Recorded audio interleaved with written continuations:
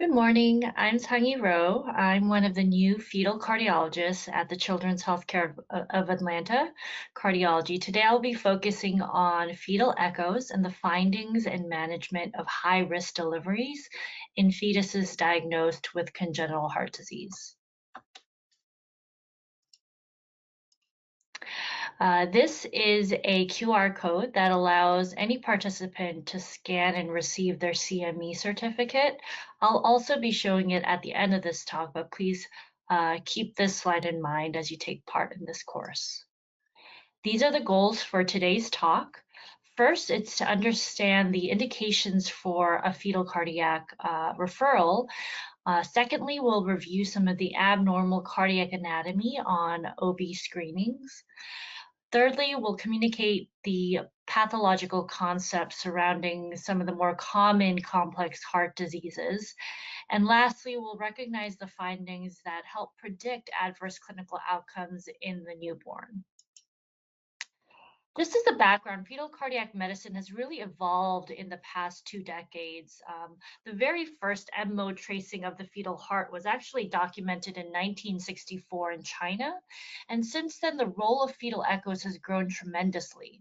In the past, the pediatric cardiologists offered limited and basic anatomical diagnosis using fetal echoes with little information on the actual clinical course.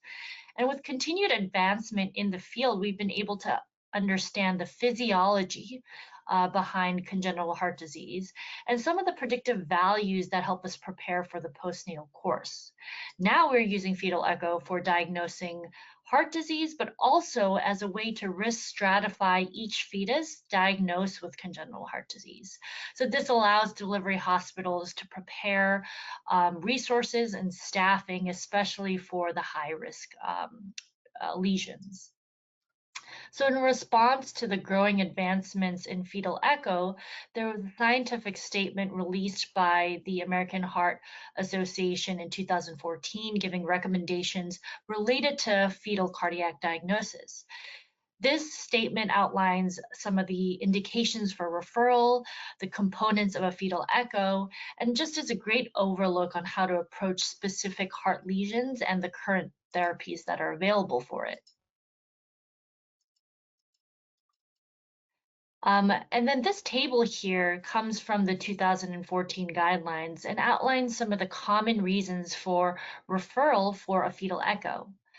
There are both maternal and fetal indications for a fetal echo, but we'll review some of the most common reasons a fetal cardiac visit is required. The first arrow there shows extracardiac markers. So a lot of times fetuses with extracardiac manifestations, let's say kidney issues or bladder issues. Sometimes there's atresia of the duodenum or other gut issues. And there have been shown to be certain syndromes and associations between extracardiac manifestations and congenital heart disease. So that is one of the more common indications that we receive for getting a fetal echo. This also includes single umbilical artery, which has a bit of a weaker association with congenital heart disease, but is significant enough that requires a referral.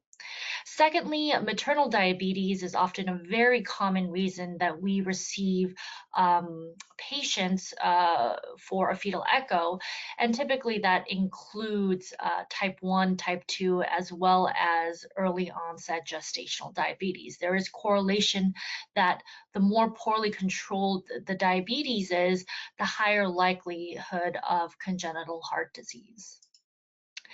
Thirdly, suspected fetal heart disease on the anatomy scan is one of the most common reasons that we receive a fetal referral. And as we'll see later in a different study, this is the highest yield for actual congenital heart disease that's diagnosed. So we'll return to that, but keep that in mind. Next, we often get twin gestation referrals, specifically mono-di twins, which have a risk for twin-twin transfusion syndrome, and that can be manifested, especially in the donor twin, as tricuspid regurgitation, ventricular diastolic dysfunction. So we often receive referrals for mono-di twins, as well as di-di twins, because of the higher risk of heart pathology. Next, we often receive referrals for fetal arrhythmias, especially for abnormal rhythms that's detected on the anatomy scan. This is important because these are the few indications where it is treatable prenatally, often with medications such as digoxin, sotalol, flecainide, for tachyarrhythmias. So knowing that it can be controlled in the prenatal stage, we often get these referrals early on just to monitor and make sure that there isn't any developing hydrops or fetal compromise secondary to the arrhythmia.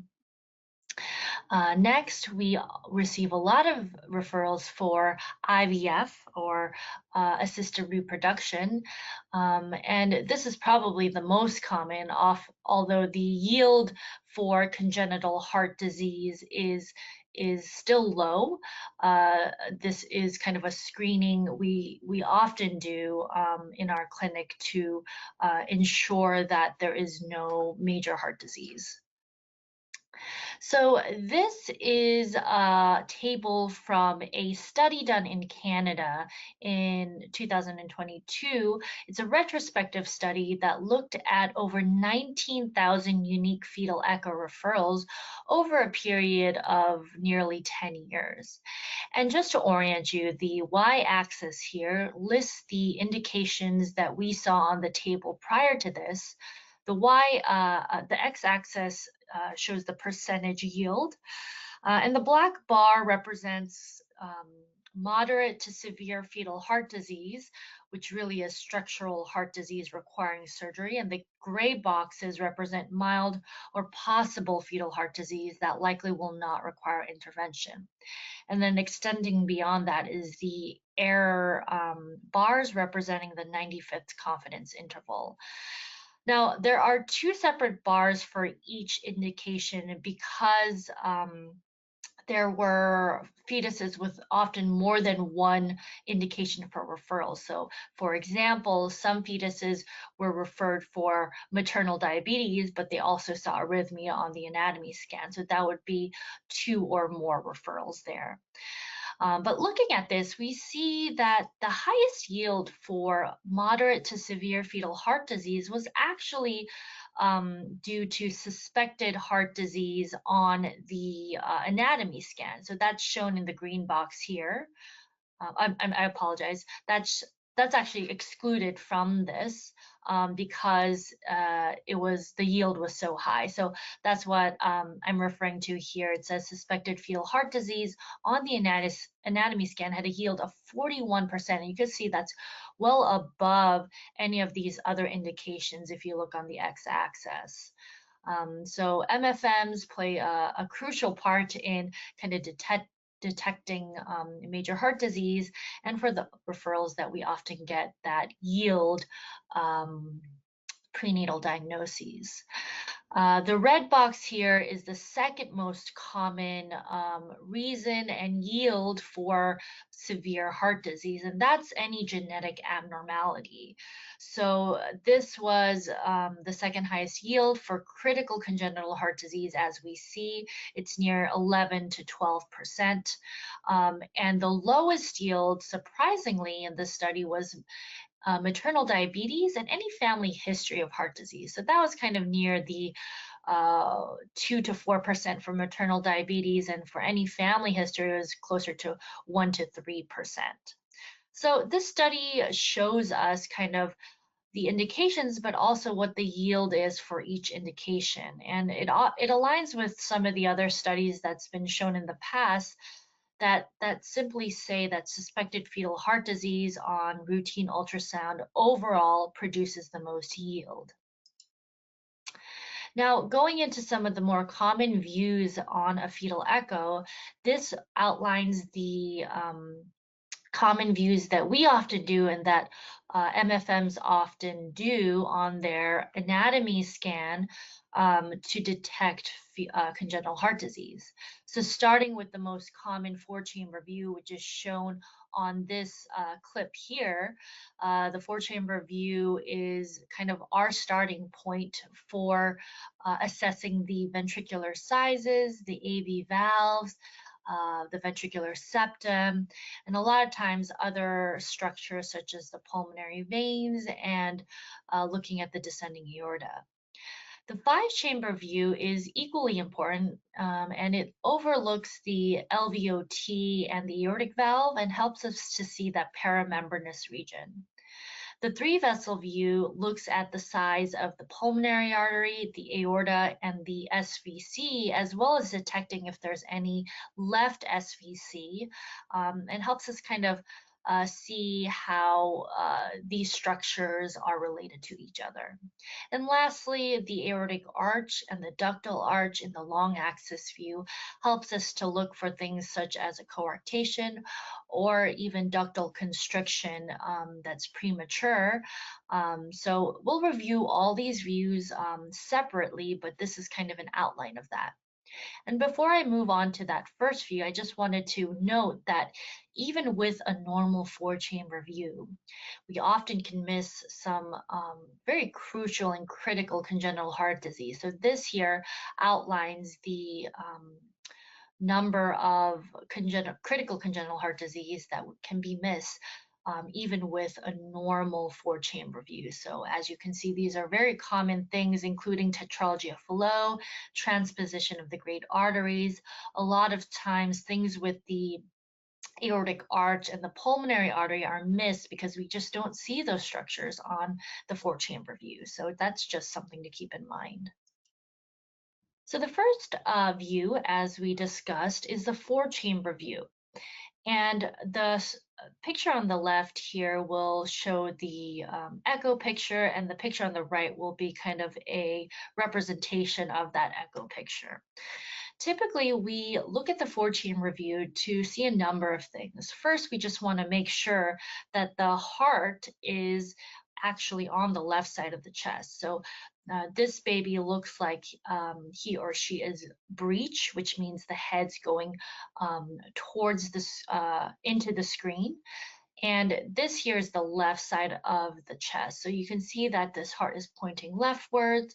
You can see that the right ventricle with the moderator band is of decent size and equal in size to the left ventricle here towards the back. And then we see the tricuspid valve, the mitral valve, the ventricular septum. We see that the right atrium and the left atrium are of decent size. One is not particularly bigger than the other. And then we see the descending aorta leftward of the spine, which is shown here. So this is kind of a good starting point for us.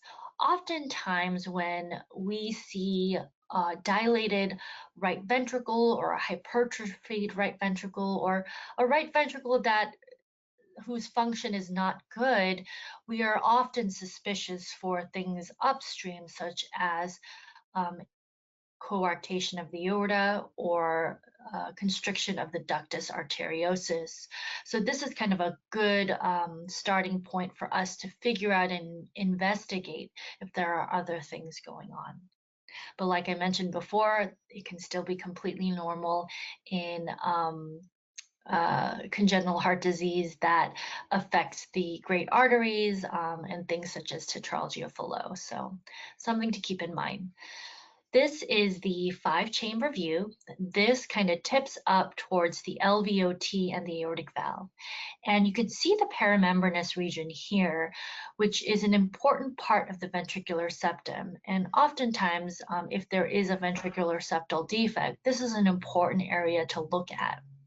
In addition, if the aortic valve is hypoplastic or looks stenosed in any way, we should be suspicious for arch abnormalities as well as maybe evolving hypoplastic left heart syndrome. This is an important view just to look at the entire LV and just gives us more of a complete view of the structures coming out of the left ventricle. The next view is the three vessel view. On the right, we see the fetal echo showing the MPA all the way to the right of the screen, the ascending aorta in the middle, and the right SVC all the way to the left of the screen. If there was a left SVC, we would see an additional structure to the right of the MPA that we see on the screen. The three vessel view helps us to see the pulmonary arteries, the MPA, the ascending aorta, the SVC, and helps us to compare the sizes of these three structures. If there is no visible ascending aorta, we should be suspicious for other hypoplastic left heart structures, such as Schoen's complex, like I mentioned, an evolving hypoplastic left heart syndrome. So this is a good place for us to look at these structures.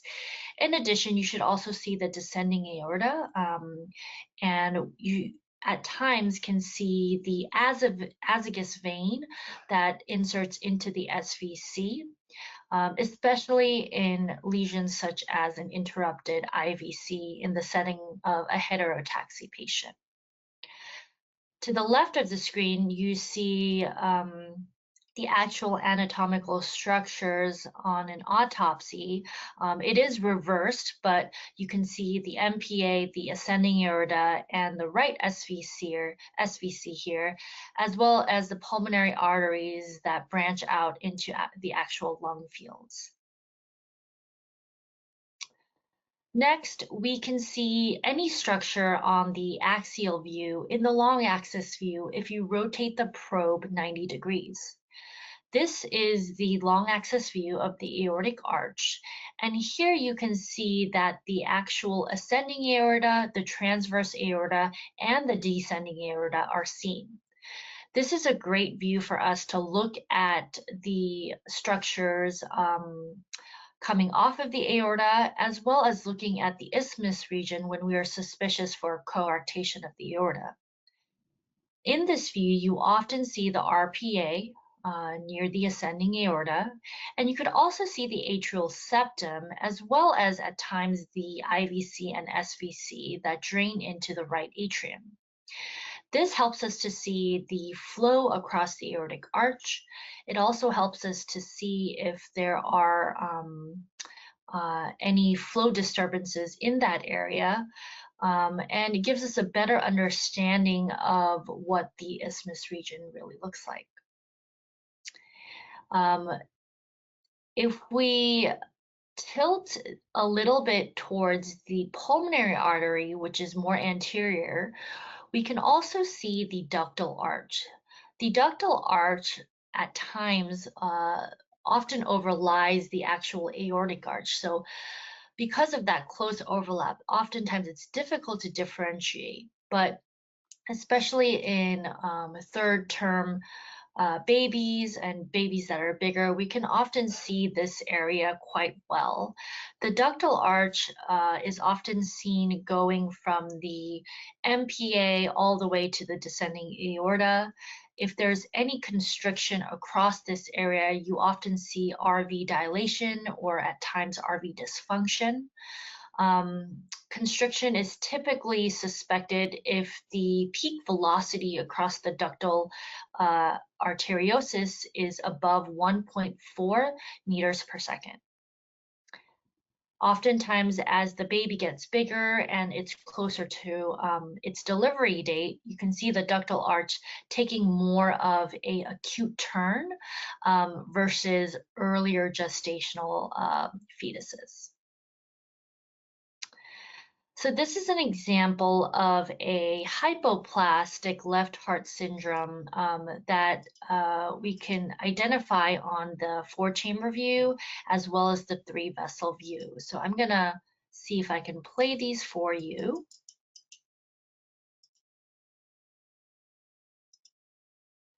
So that top screen shows the four-chamber view, and you could see right off that there is only one dilated ventricular chamber.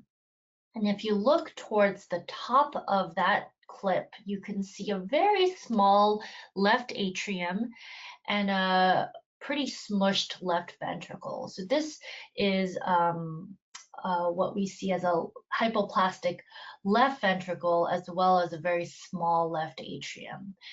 The AV valve we are seeing there is the tricuspid valve, and the right atrium looks dilated as well as the right ventricle looking a bit dilated as well. Towards the spine, you could see the descending aorta, which appears to be on the left of the spine, so it's a left arch. So this is typically the very classic sign of a hypoplastic left heart on the four-chamber view.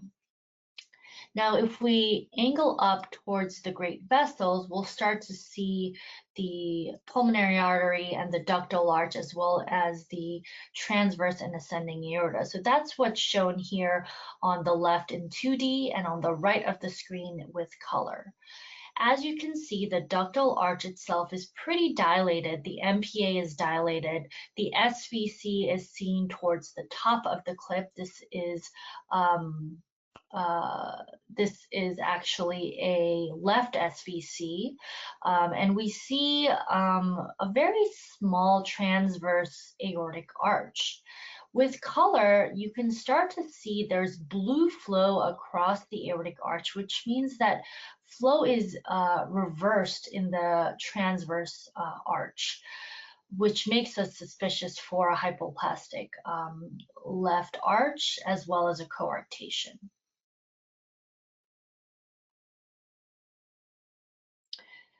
Now, as I mentioned before, fetal echo has really evolved from just diagnosing heart disease to actually risk stratifying heart disease. So this is an outline of the level of care assignments we give to every fetus that's diagnosed with congenital heart disease. This was, again, from the 2014 AHA statement, and it basically assigns the risk of hemodynamic instability in the delivery room based on the congenital heart disease that we have assigned the fetus. Now, one is the most stable, or the one that's at the lowest risk for physiologic instability, and 4 is expected hemodynamic instability requiring urgent cardiac intervention or surgery. So it ranges from 1 to 4, and the definition is shown in that second column, and there are some examples of heart lesions associated with each assignment on that third column. And then the last 3 columns show the prenatal planning, the delivery plan, and the delivery room recommendations for each level of care assignment. Now, with hypoplastic left heart that shows a pretty open atrial communication, we often assign those lesions a level of care 2. And that's because we expect that there will be some stability in the delivery room, but we know that this baby will require postnatal intervention and surgery before leaving the hospital. So oftentimes when there's no atrial restriction, we plan for a spontaneous vaginal delivery or induction near term, and plan to initiate prostaglandin infusion at a low dose for this ductal dependent lesion. So that's just an example based on the previous slide. Now, in the case of hypoplastic left heart with a intact or restrictive atrial septum, we often look at the pulmonary veins, and that's what's shown here. Pulmonary veins are an indicator for how restrictive the atrial communication is. This is a patient who has hypoplastic left heart, and we are looking specifically at the pulmonary veins entering a small left atrium. If you look closely, you can see the left and right pulmonary veins, and you can see some reversal across the pulmonary veins that show that it's not just blue flow, but also some red flow in there as well. So we often Doppler this region, and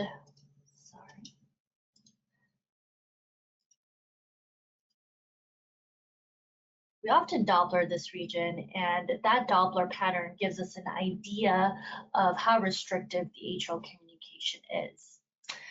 A Doppler pattern is important because it helps us to see how much forward flow is going across the pulmonary vein compared to the reverse flow based on the atrial contraction. We often use this ratio, this forward to reverse pulmonary vein ratio, to get an idea of how restrictive the atrial communication is. If the forward to reverse ratio is less than 5, we often become suspicious for restriction across the atrial septum. If the forward to reverse ratio is less than 3, then we are pretty confident that this will become an issue after birth and will require an atrial stent right after birth. So we use these measurements, and we often report them in our fetal echo report to track with each visit, but also to give us an idea of how urgently they'll need to be transported to the cath lab to get an atrial stent. So in the setting of hypoplastic left heart syndrome with a restrictive or intact atrial septum, we often assign a level of care 4, which is the highest level of care because we expect that this patient will need to be air transported to the cath lab to get the atrial stent that they need. So in addition to hypoplastic left heart syndrome with the intact atrial septum, we often see detransposition of the great arteries with the restrictive atrial septum as well as severe Epstein's anomaly with severe tricuspid regurgitation. So these are just some of the common examples we have when we assign level of care for assignments. Again, when we are assigned the highest level of care, we will often create a multidisciplinary team who will be involved in this patient's care, as well as several meetings, as we'll touch on later, to help prepare for the C-section date. That's often planned around 30 to 39 weeks, unless there's any evidence of fetal hydrops. Next, we'll touch on detransposition of the great arteries because this is another one of the more common examples of level of care for deliveries. On the top, we see a 4-chamber view, which, as you can see, is completely normal. So we have a normal size right ventricle with the moderator band, a normal size left ventricle. We see the atrial communication with the foramen ovale flap, and normal size RA and LA. Now, as we go towards the 5-chamber view and we look at the outflow tracts, that's when we become suspicious for detransposition of the great arteries. We see these parallel great vessels kind of side by side, and we don't see them crossing, which is what we normally see on a fetal echo. So when we see this, we become suspicious for detransposition, where the aorta is coming off the RV and the pulmonary artery is coming off the LV. Now, in detransposition, we have to often predict the need for an immediate balloon atrial septostomy, which means that the baby's atrial communication is too small for mixing, and that often requires an urgent cath intervention where the atrial septum is ballooned. And predicting that is often quite hard, even in the absence of high-risk findings, which we'll review in a little bit. There's still a need for postnatal intervention in 20 to 40% of cases. So things we look for on a fetal echo is we often try to see the foramen ovale flap and see whether there's any hypermobility to it. Hypermobility means that the flap itself is kind of bowing into the left atrium, but also bowing into the right atrium. When we see that it's being kind of sucked into the right atrium, we often become suspicious for closure and restriction after the baby is born. We also look at the actual size of the foramen ovale opening in relation to the atrial septal length. This foramen ovale to septal length ratio gives us an idea of how small that atrial communication is. Typically, if the foramen ovale to septal ratio is less than 0.3, we become suspicious for a restrictive atrial communication. Now, there's a big multi-center study that's being done currently and in the process of data collection, where we're trying to see what the factors are that help predict a balloon atrial septostomy. But until we get a better grasp on that, we'll just have to be cautious and expect the worst in DTGA patients, just because we don't always get it right. So because of that, DTGA patients are often assigned a level of care 3 or 4. Going back to this table, they're often assigned the highest level of care just because we can't always predict whether they'll need to go to the cath lab urgently.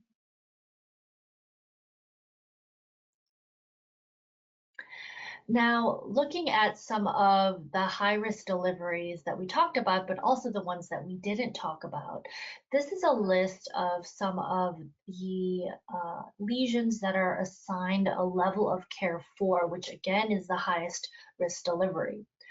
First, we have the hypoplastic left heart syndrome with a restrictive atrial septum or intact septum, which we discussed. There's DTGA with evidence of a small atrial communication or no atrial communication, which we also discussed.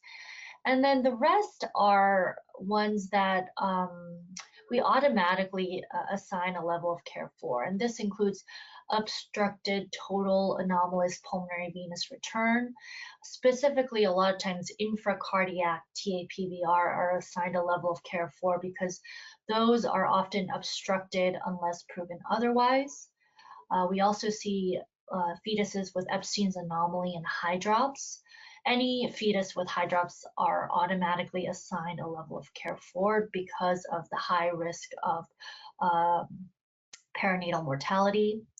Then we have tetralogy of Fallot. Apologies for that spelling correction, but tetralogy of Fallot with an absent pulmonary valve often leads to a massively dilated MPA and branch PAs and can cause airway obstruction and often requires proning after delivery. So these are often assigned a high-risk delivery as well. Lastly, there's rhythm issues. So any uncontrolled arrhythmias with developing hydrops or complete heart block with a low ventricular rate and or hydrops. So that's usually a ventricular rate below 55 beats per minute. They are often assigned a level care 4. This is a outline of kind of the workflow we give to any patient assigned a level of care 4. Often when we diagnose and risk stratify these high-risk lesions, we have to communicate with the perinatology team and the obstetrician team of creating the best delivery plan and making sure that everybody is on the same page with their care. We often determine the best delivery site for the family and for the care team so that we can get the baby quickly to the cath lab or the OR. We often plan for a C-section date, usually around 38 to 39 weeks, depending on how the fetus is progressing.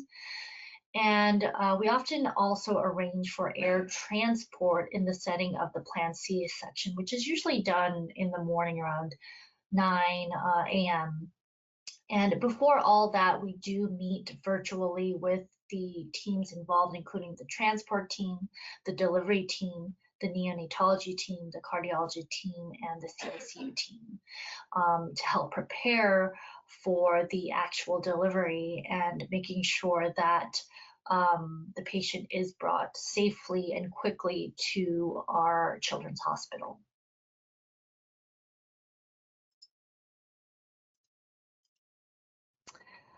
So lastly, these are just some of our take-home points from today's talk.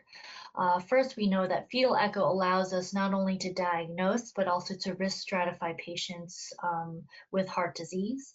Indications for referral for fetal echoes are broad, but the highest yield still is suspected congenital heart disease on that initial anatomy scan. Um, Thirdly, it's important to obtain multiple views of the fetal heart, including the 4 and 5 chamber views and the 3 vessel views, knowing that major heart disease can still be missed on just one of these views. And lastly, level of care assignments allow us to plan for high-risk deliveries, especially those that require urgent cardiac intervention within 24 hours of life. Thank you so much for listening to this talk. And again, if you have any feedback or questions, please reach out to me. Thank you so much for listening. And yeah,